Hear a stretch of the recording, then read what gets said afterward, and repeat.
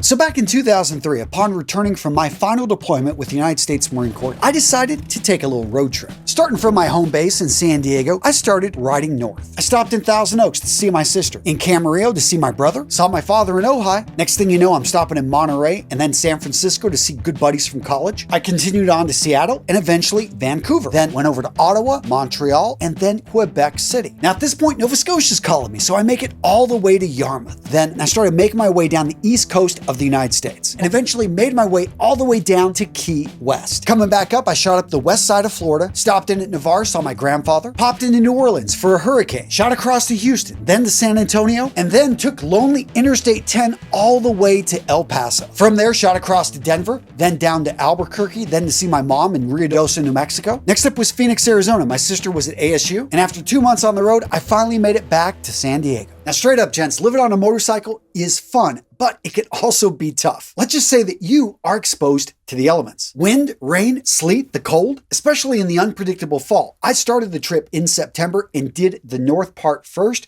but by the time I got home in November, it was getting cool at night. My point, gents, is the right equipment can make all the difference. In particular, let's talk boots. Straight up, gents, if you're going to be taking a 5,000-mile motorcycle journey, you want a proper pair of boots. Now, in general, moto boots come in a variety of styles, but you want something that's practical, that's going to protect your feet from debris, from anything that could get kicked up from the road. And if you were to go down, you want something with a bit of extra protection. At the bare minimum, that's going to have the boots made from a material that can deal with abrasion. Leather is one of the most common choices out there. In addition, you want to make sure they are covering the ankles. You also should have cushioning around the ankles. You want the boot shaft high enough it's going to protect the shins. You want to have toe protection. I also like it when the back of the boot is built well because, yeah, you're going to be kicking that back quite a bit. I also want a boot with a heel. That way it fits right there on the foot bar. And that leads us right to the soles. Anyone that's ridden a motorcycle knows you've got to have a good grip because if you put your feet down and you don't have grip, you slip on oil or something, the whole bike is going to fall over. The next boot style I want to talk about is the Chelsea boot. I think that this is one of the most versatile boots a man can own, but they are so darn comfortable, incredibly versatile. But what's interesting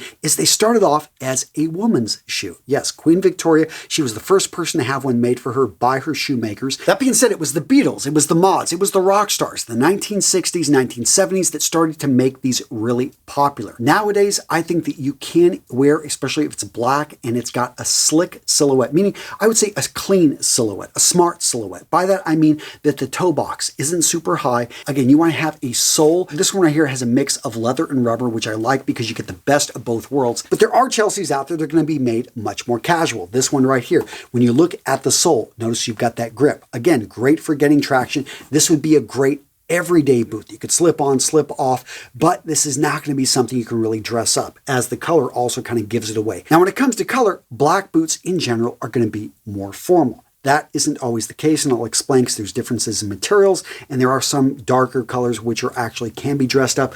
Could you wear it with a suit? Yeah, but I think it's actually going to be at home more with a pair of odd trousers, maybe, gray flannels with a sports jacket. Another key characteristic of a Chelsea is going to be the elastic on the side that allows the boot to slip on and off while still holding firm to the foot. Now, gents, in case I didn't telegraph it enough, today's video is sponsored by Thursday Boots. I've been partnering with Thursday Boots for years because I love what they do. Quality boots at an affordable price. Those moto boots I was showing you earlier, you can grab them over at Thursday. As soon as I got my hands on these, I fell in love. For me, it's the details. First up, the leather on the upper. This is Anejo hand-finished full grain leather. When we go down to the bottom of the boot, they've got these Army Track rubber lug outsoles. On the inside of the boot, to make them easy to take on and take off, they've got these long-lasting ruby zippers. You don't even have to worry about the laces, but Thursday did because they made sure all the laces were Kevlar lined. And like all Thursday boots, they're Goodyear welt constructed. Another boot style I'm absolutely loving that they just sent me, the chocolate suede wingtips. So I had a couple wingtips already in my collection, but what I love about Thursday's suede is that this is weather-resistant suede. You can pour water right on it. It's going to go right off. So for those of you guys scared to wear suede, this is going to be one that you can bring into your wardrobe. And that's why I love how Thursday pays attention to the inner construction. They used a glove leather right here so it feels soft. These boots also have a cork bed midsole. sole, which basically conforms to the foot. It's going to shape right to your unique foot, and it gets more comfortable over time. For grip, they've got their rubber outsole, but it's going to be that beautiful brogue design that's going to get you all the compliments. Gents, if you're looking for Western boots, if you're looking for Chukkahs, if you're looking for Chelseas, if you're looking for a variety of lace-up boots, Thursday has you covered. Free shipping, free returns, and they've got tons of other products if you're interested in Thursday and the branding, the jackets, their bags, everything else that they've got. Use that link to get the best deal on the web. Go check out Thursday Boots. Awesome company. Proud to support them. Now, what about this boot style right here? A lot of people mistake it as a riding boot, but it's actually known as an engineering boot. Now, this particular style of boot was developed in the 1930s for firemen working on locomotives. Post-World War II, they gained popularity with motorcycle gangs and with the youth rebellion culture. They were seen as boots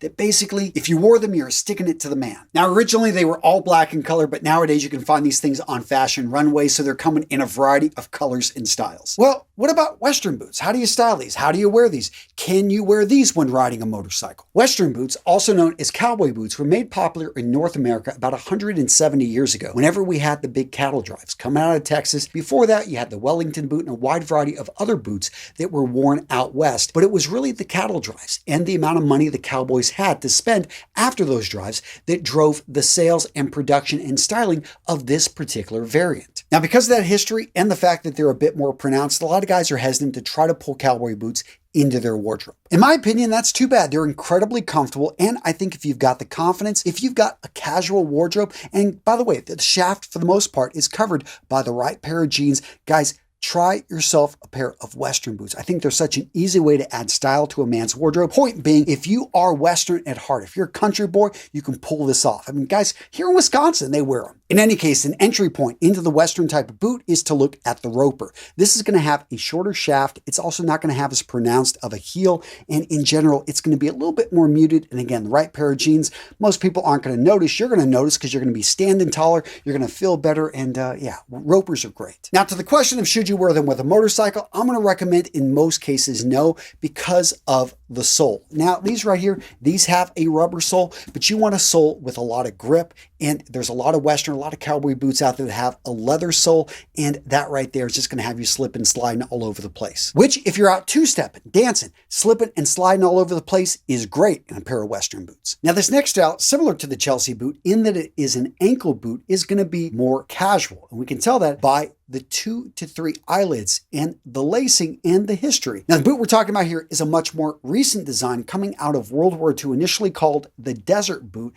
Nowadays, we call it the Chukkah, but it's going to have those small eyelets made usually from a lighter weight material. Just give you a little bit of ankle support, but the idea here was during World War II, you had some British officers go to a cobbler in, I believe, around Cairo and just say, hey, we need some boots. They're going to be functional, get the job done, but being able to deal with this heat. Nowadays, the Desert Boot goes way beyond the desert. The Chukkah can be found pretty much in any casual wardrobe of a well-dressed man, because that, to wear with jeans, to be able to simply dress down with a pair of chinos, this is really nice summer wear. Tons of options out there. I really like this one. The blue suede, I think, really sets it apart. Again, this is going to be something I can pour water on. It's relatively rough wearing suede, but you can go with a classic tan. You can go with a variety of leathers. They come in a variety of different soles as well. But across the board, in general, one of the key features is going to be that this boot doesn't have a whole lot of structure. It is a very light wearing boot. That's why it is considered a casual boot. Can't really dress this thing up. That being said, you want something that's going to be comfortable, you can throw on. This is an easy one to add to the wardrobe. Now, speaking of casual boots, let's jump over to moccasin styles. So, going to be one of the more distinctive styles that we talk about here. And you can tell it by that U-shaped on the toe, that moccasin clear look right here, inspired by Native Americans. This right here is going to have, in my opinion, one of the larger toe boxes.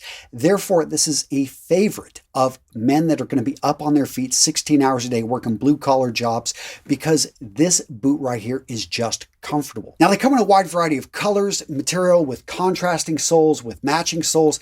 The key, again, with this boot is to understand it is a casual boot. boot. It's a comfortable boot. It's a fun boot. It's going to be heavier than the Chukkah, but I think it's also going to give a lot more support, and oftentimes they're made even with sturdier, heavier materials. That being said, this isn't something you would really be able to dress up. Now, what about lace-up boots, also known as derby boots? In this category, you're going to see a wide variety of different types of boots, from dress boots to more casual work boots. I will say that there are certain key characteristics you can look at to be able to tell if a boot is something that you could wear formally, with a sports jacket, or if it's something that, you always want to dress down. First up, one of the things I look at is going to be the overall connection of the upper to the lower.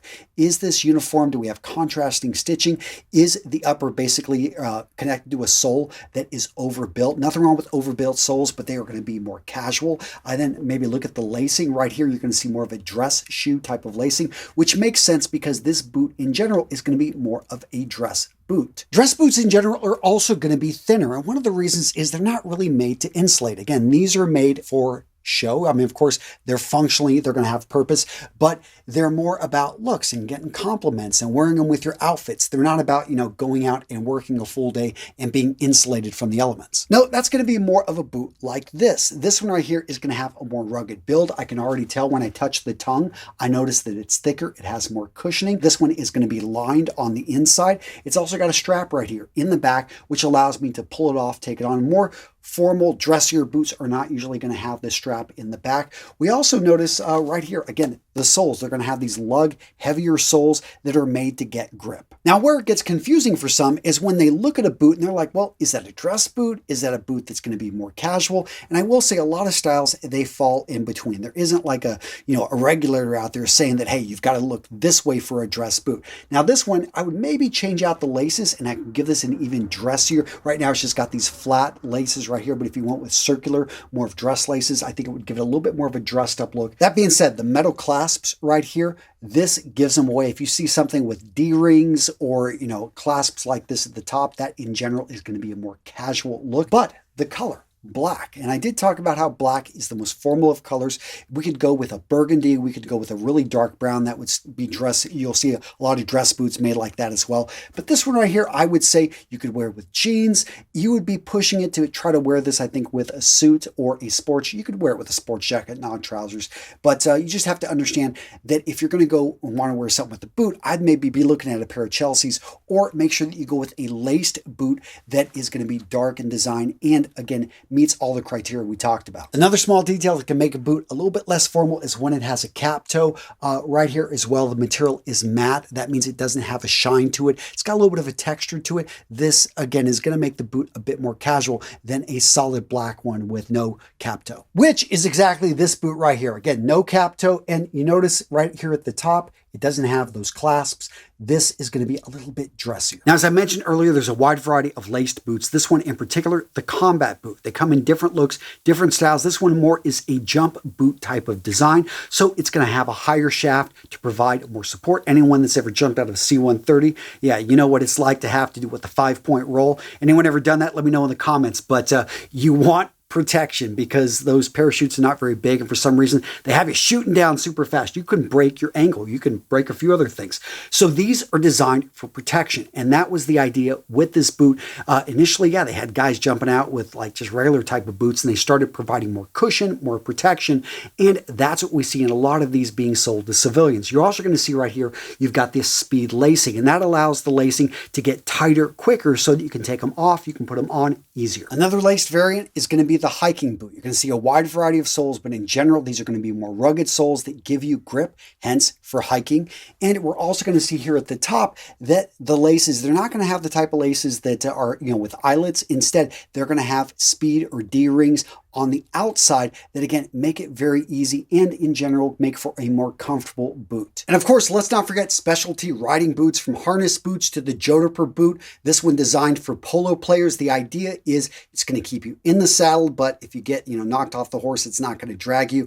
And all of them have a heel for, fitting right there in the stirrup. All right, Jen, so now the big reveal. What are the 2 styles that I recommend for every guy out there? Well, the answer, and some of you guys are going to say I'm playing both sides, but it's the 2 pairs that you will wear the heck out of. Gentlemen, my philosophy is the most expensive items you can buy are the ones that you never wear. So buy something that you're going to wear the heck out of. For me, this winter and fall, it's going to be right here. These riding boots, I absolutely love the look of them. I love the fact they got a zipper. That right there sold me. And for me, a go-to pair of Chelsea's. I love it with the suede. I want to change up the style. This pair right here in sandstone, absolutely loved. Guys, let me know in the comments below, what would be the 2 pairs that you would wear the heck out of this fall, this winter, this spring? Let me know in the comments below your favorite pair of boots. So what video to watch next? Well, let's talk about why boots make a man so damn sexy. Seriously, guys. Check out this video right here if you want to understand the scientific reasons, the data of why women love men that wear boots and why men actually respect other guys that wear boots. It's a great video. I enjoyed making it, and yeah, it's a good one.